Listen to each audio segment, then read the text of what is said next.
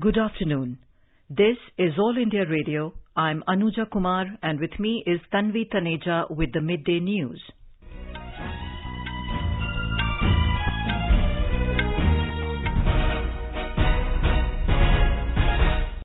The headlines. Prime Minister Narendra Modi speaks to beneficiaries of PM Swanidhi scheme from Uttar Pradesh. Says fast digital implementation of the government schemes playing a significant role to boost the economy of big states. Third India-US 2+2 ministerial dialogue concludes in New Delhi. In Bihar, elaborate polling arrangements in place for first phase of assembly elections. 71 constituencies spread over 16 districts to go to polls tomorrow. Vigilance Awareness Week being observed from today. COVID-19 recovery rate reaches 90.62%. And in IPL cricket, Sunrisers Hyderabad to take on Delhi Capitals in Dubai this evening.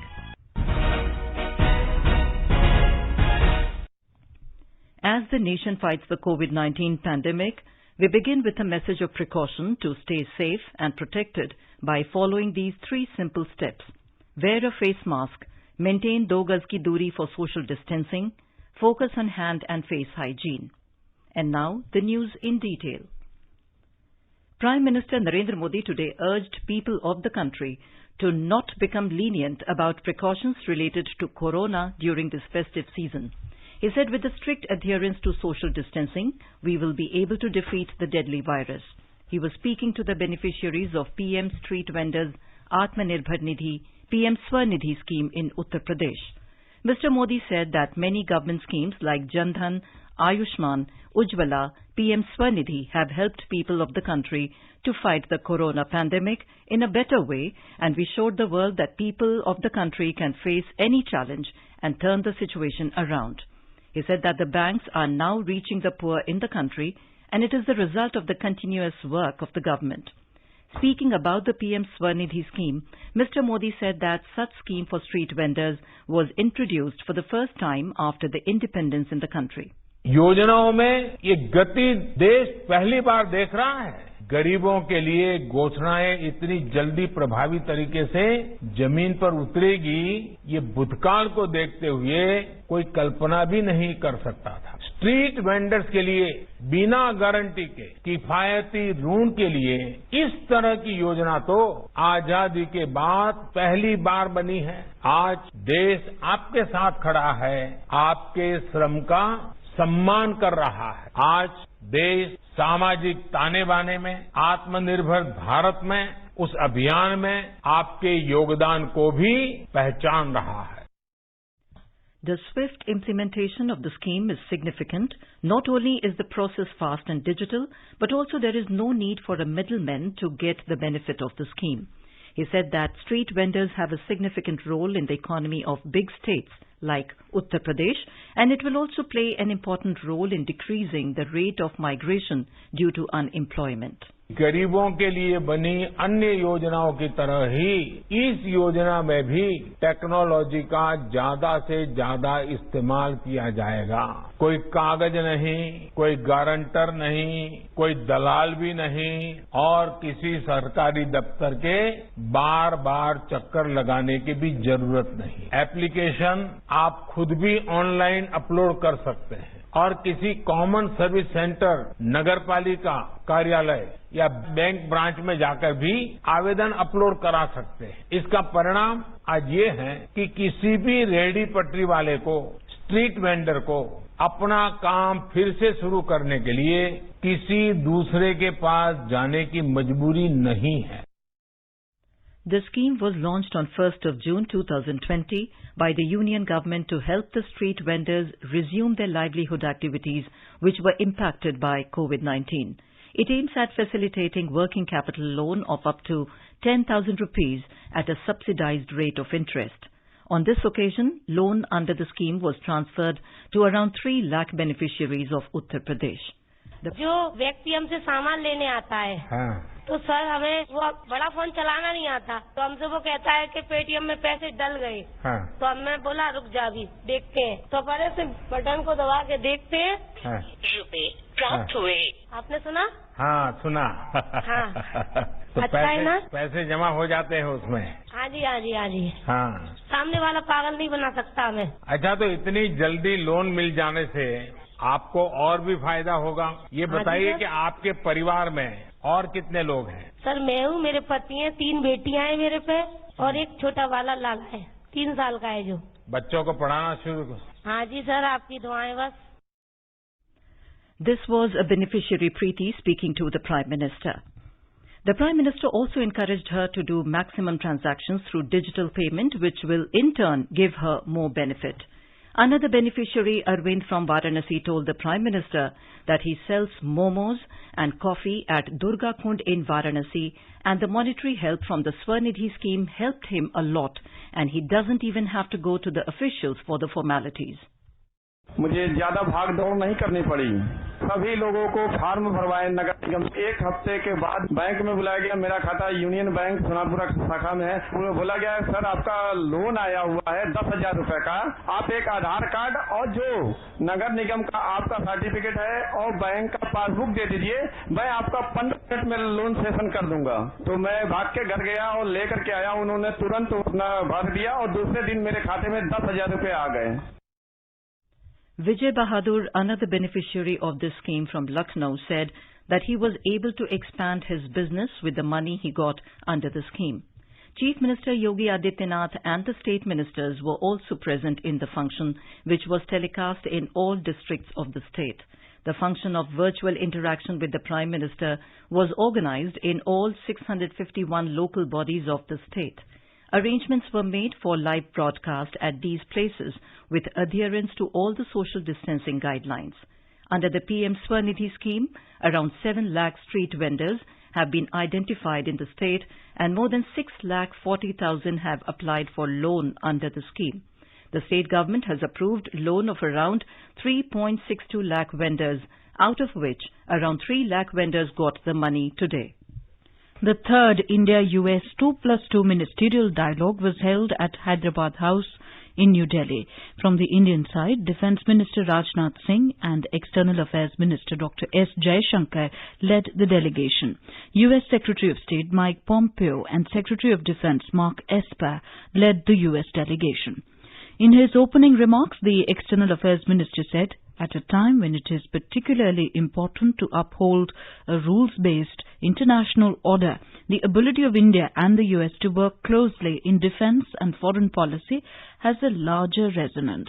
Dr. Jaishankar said, together, India and the US can make a real difference when it comes to regional and global challenges, whether it is in respecting territorial integrity, promoting maritime domain awareness, countering terrorism, or ensuring prosperity. He said over the last 2 decades, India-US bilateral relationship has grown steadily in its substance, facets and significance. He said the accompanying comfort levels today enable both countries to engage much more intensively on matters of national security. Both the secretaries earlier paid tributes at the National War Memorial. The first 2+2 dialogue was held in New Delhi in September 2018, the second in Washington, D.C. in 2019. The agenda for the third dialogue will cover all bilateral, regional and global issues of mutual interest. Our correspondent reports that the third annual 2+2 ministerial dialogue focuses on advancing the Indo-US Comprehensive Global Strategic Partnership. As the world's oldest and largest democracies, the two countries nourish deep-rooted democratic traditions and bond. The growth in partnership reflects deepening strategic convergence on a host of issues, including energy, aviation, science, space, infrastructure and health.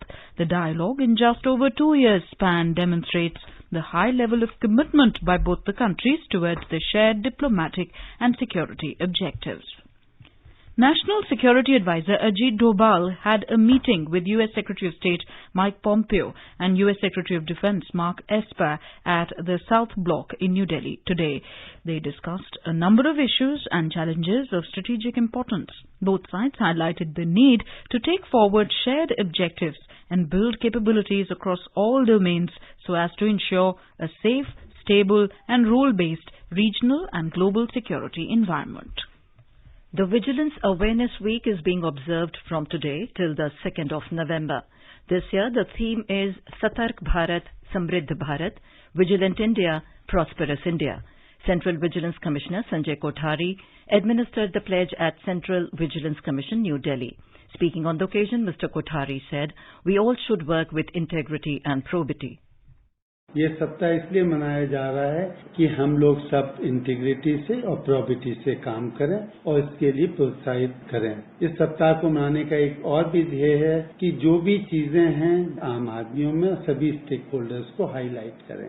एक अन्य बात जो मैं कहना चाहूंगा कि अगर कोई गलती होती है, इंटीग्रिटी में कोई कमी होती है, तो उसके लिए एक सिस्टमिक चेंज किया जाए, यानी कि ऐसे स्टेप्स लिए जाए जिससे कि ये चेंज दोबारा न हो। Vigilance Awareness Week is observed every year during the week in which the birthday of Sardar Vallabhbhai Patel falls on the 31st of October. The CBI is hosting a 3-day national conference on vigilance and anti-corruption beginning today. Prime Minister Narendra Modi will inaugurate the event via video conferencing this evening. You are listening to the Midday News on All India Radio. Before we move on, a reminder of the headlines. Prime Minister Narendra Modi speaks to beneficiaries of PM Swanidhi scheme from Uttar Pradesh, says fast digital implementation of the government schemes playing a significant role to boost economy of big states. Third India-US 2+2 ministerial dialogue concludes in New Delhi. In Bihar, elaborate polling arrangements in place for first phase of assembly elections. 71 constituencies spread over 16 districts to go to polls tomorrow. Vigilance Awareness Week being observed from today. COVID-19 recovery rate reaches 90.62%.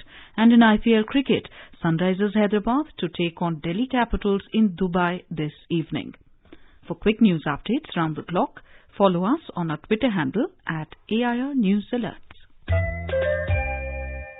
चलो मिलकर एक शुरुआत करें, चलो एक फैसला आज करें, मास्क नहीं तो टोकेंगे, कोरोना को रोकेंगे, चलो एक इरादा करते हैं, चलो कुछ वादा करते हैं, मास्क नहीं तो टोकेंगे, कोरोना को रोकेंगे।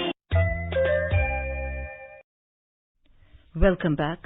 In Bihar, elaborate polling arrangements have been made for the first phase of state assembly elections. In all, 71 constituencies spread over 16 districts will go to polls in this phase tomorrow. This election is the first in the country amid COVID pandemic situation. Keeping in mind the COVID-19 situation, the Election Commission has issued guidelines to be followed during the polling. Polling will be from 7 a.m. to 6 p.m.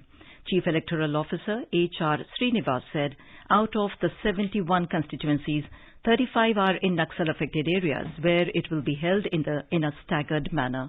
Polling will be up to 3 p.m. in 4 Naxal-affected constituencies of Chainpur, Nabinagar, Kutumba and Rafiganj, while in other 5 Naxal-affected constituencies, polling will be up to 5 p.m. In the remaining 26 Naxal-affected constituencies, polling will be up to 4 p.m. Central Armed Police Forces have been deployed at all the booths. Additional security forces have been deployed in Naxal-infested areas to ensure free and fair polling. Helicopters have also been pressed into service for air patrolling to avert any untoward incident. Combing operation has also been launched in Naxal-affected areas. Over 2.14 crore electorates will decide fate of 1,066 candidates.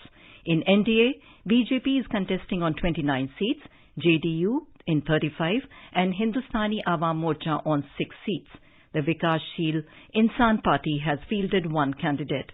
A detailed report from our Patna correspondent. In this phase, over 2.14 crore electorates will decide the fate of 1,066 candidates. Political fortunes of 8 cabinet ministers, including Prem Kumar, Ram Narayan Mandal and Jay Kumar Singh will be decided in this phase. In NDA, BJP is contesting on 29 seats, JDU 35 and Hindustani Awam Morcha 6 seats. The Vikashsheel Insan Party has fielded 1 candidate. Among the Grand Alliance partners, RJD is contesting on 42 seats, while Congress has fielded 21 candidates. The CPI-ML has 8 candidates in fray. Besides this, LJP has fielded 42 candidates, while RLSP on 43 and BSP on 27 seats. According to the Election Commission, 319 candidates of this phase are of criminal antecedents. Dharmendra Kumar Rai, AIR News, Patna. A 2-day special session of the Chhattisgarh Assembly began today. The House paid homage to 9 leaders, including former President Pranab Mukherjee, who died during the inter-session period. During the session, the state government will present Chhattisgarh Agriculture Produce Market Amendment Bill 2020 to negate agriculture-related bills recently passed by the Parliament. In Gujarat, campaigning for the by-elections of 8 assembly seats have been intensified. Our correspondent reports that by-polls of 8 assembly seats are becoming the battle of prestige for the ruling BJP and opposition Congress party. Polling will be held on 3rd of November, while counting of votes will take place on 10th of November. BJP and Congress, both the parties have intensified campaigning by holding small rallies and group meetings apart from door-to-door canvassing. The poll campaigning is also heated up on digital and social media platforms. Chief Minister Vijay Rupani, Deputy Chief Minister Nitin Patel, Union Minister Parsotam Rupala and State BJP President C.R. Patil are busy in addressing election rallies. State Congress President Amit Chavda and leader of Congress Legislative Party Paresh Dhanani, along with others, are campaigning for Congress candidates. By-elections will be held in Abdasa, Morbi, Dhari, Karjan, Limbdi, Garda SC and Dang and Kaprada ST seats. All 8 seats were held by Congress during the 2017 last assembly elections. Yogesh Pandya, AIR News, Ahmedabad. In Karnataka, all the necessary polling arrangements have been made for 4 seats of State Legislative Council tomorrow. The mustering centres in Karnataka South and West Graduates constituencies and Bangalore Teachers and North East Teachers constituencies handed over election-related material to the polling personnel today. More from our correspondent. Due to COVID pandemic, the polling personnel were given masks, gloves, sanitizers this time along with the ballot and VVPAT units. There are 234,718 voters eligible to cast their franchise in 549 polling stations to elect among 27 candidates. The agencies enforcing the model code of conduct in these 4 constituencies have seized over 148 IML liquor, 65,899 cash, 1 car and 9 bikes and 557 FIRs for the poll-related violations. The State Election Office has set up counting centers in Dharwad, Gulbarga and Bengaluru. The counting of votes will be on November 2nd. Sudhindra, AIR News, Bengaluru. The Union Government today said that the country's COVID-19 recovery rate has improved to 90.62%. More than 63,000 COVID patients have recovered during the last 24 hours. Health Ministry said the total number of recoveries has gone up to over 72 lakh. Actual caseload currently comprises only 7.88% of the total positive cases. Presently, the total number of active cases in the country is 6,25,000. During the past 24 hours, 36,469 new cases were reported, taking the total number of positive cases in the country to over 79,46,000. The ministry said that effective implementation of the strategic and graded test, track and treat approach has led to higher recoveries and lower fatality. Currently, India's case fatality rate is at 1.50%, which is one of the lowest globally. During the last 24 hours, 488 deaths were reported, taking the toll to 1,19,502. In Bihar, the COVID-19 recovery rate has improved to 94.97%. This is 4.97% more than the national average. The number of active cases in the state is continuously declining. Currently, 9,639 patients are undergoing treatment at various hospitals. In Madhya Pradesh, the numbers of COVID-19 cases in the state climbed up to more than 1,67,000 after 951 new cases were reported in the past 24 hours. With 10 patients succumbing to the infection yesterday, the death toll rose to 2,885. As per the State Health Bulletin, 1,181 coronavirus patients were discharged from the hospitals in the past 24 hours, taking the number of recovered cases in the state to around 1,53,000. There are now 11,237 active cases in Madhya Pradesh. More than 31,000 tests were conducted in the state last day. At the same time, around 28 lakh tests have been conducted so far. Now more than 200 patients are being reported daily only in Bhopal and Indore in the state, while in the remaining districts the number of new patients has come down to less than 100. For the convenience of the common people, 711 fever clinics are being operated in the state. Sanjeev Sharma, AIR News, Bhopal. In Telangana, 837 new cases of COVID-19 were reported during the past 24 hours. With this, the total COVID cases in the state went up to 2,32,671. The state conducted over 21,000 tests yesterday. The recovery rate has slightly improved to 91.14%. This is All India Radio giving you the news.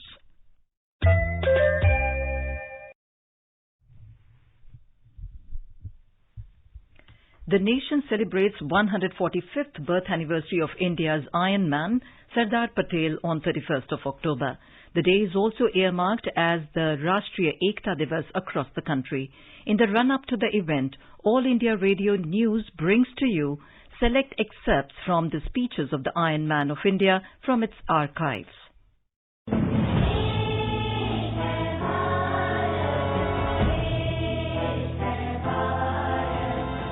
हमारा एक कर्तव्य है कि जिस मोहल्ले में हम रहते हैं, जिस शहर में हम रहते हैं, जिस नगर में हम रहते हैं, हम एक खुदा की औलाद है, एक ईश्वर की प्रजा है।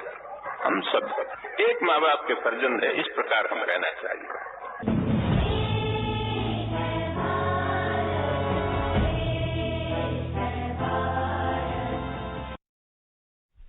News just in. India and US today signed 5 agreements. Briefing reporters after the third India-US 2+2 ministerial dialogue, Defence Minister Rajnath Singh said, in defence industrial cooperation area, we had a candid and useful discussion.